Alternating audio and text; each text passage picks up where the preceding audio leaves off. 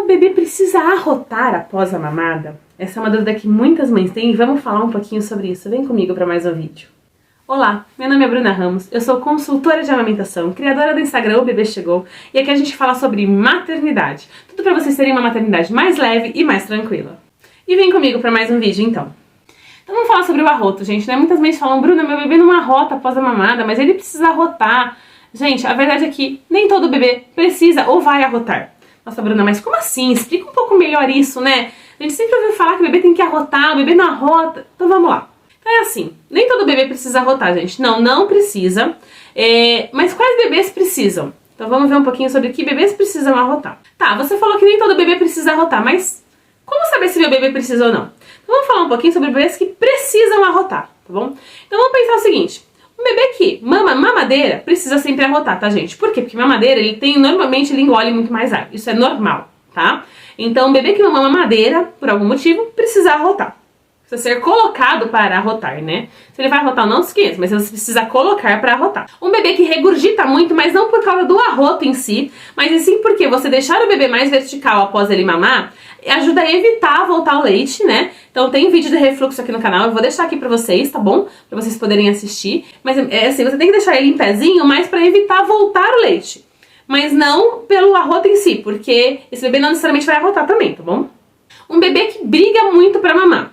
Então um bebê que pega e solta o peito várias vezes, ele não faz uma pega e fica sugando, né? Esse bebê precisa ser colocado para arrotar. Bebês que fazem pequenos estalos durante a mamada, isso significa que normalmente esse bebê ingeriu ar e esses estalos não eram para acontecer, tá, gente? E tem que entender o porquê que estão acontecendo. E um bebê que já vem às vezes muito irritado pro peito, ou fica muito irritado no peito, chora, né? Então esses bebês, essa irritação durante a mamada ou mesmo após a mamada pode indicar que o bebê precisa arrotar.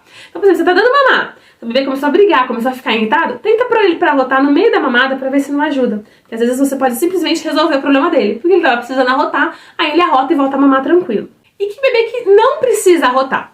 Aquele bebê que mama no peito e que ele vem pro peito, pega o peito, faz uma mamada bem contínua, sem muita interrupção, sem ficar brigando ou ficar irritado no peito, aquele bebê que normalmente ele pluga no peito, mama e solta.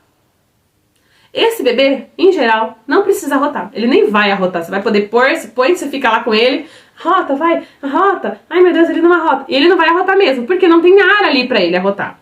O arroto nada mais é do que um ar que entrou ali e fica ali naquela questão do esôfago. O estômago incomodando e precisa sair, né? Então, esse bebê, se não entra o ar, ele não vai ter ar pra fora. E aí a gente fica ali tentando insistir nesse bebê arrotar, sendo que esse bebê não vai arrotar. E bebê que não regurgita. Se o seu bebê não regurgita, né, ou é um caso muito esporádico, muito assim, incomum, você não precisa pôr ele pra arrotar. Porque, na verdade, não precisa segurar ele na posição vertical, né? Porque simplesmente ele não tem essa necessidade. Então se ele mama bem, mama no peito, mama bem e não regurgita, você não precisa pôr pra arrotar. E aí, né, quanto tempo deixar esse bebê arrotando aí, né? Normalmente, gente, como é uma bolinha de ar, qualquer movimentação que você faça com o bebê de verticalizar esse bebê, normalmente esse arroto já tende a sair.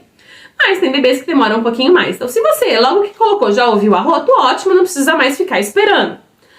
Agora, se você levantou, não ouviu nenhum arroto, o bebê ainda pode estar parecendo irritado, não tem certeza, fica ali uns 5, 10 minutinhos com ele nessa posição mais vertical. Se ele regurgita, o indicado é ficar cerca de 20 minutos com ele nessa posição mais vertical, né?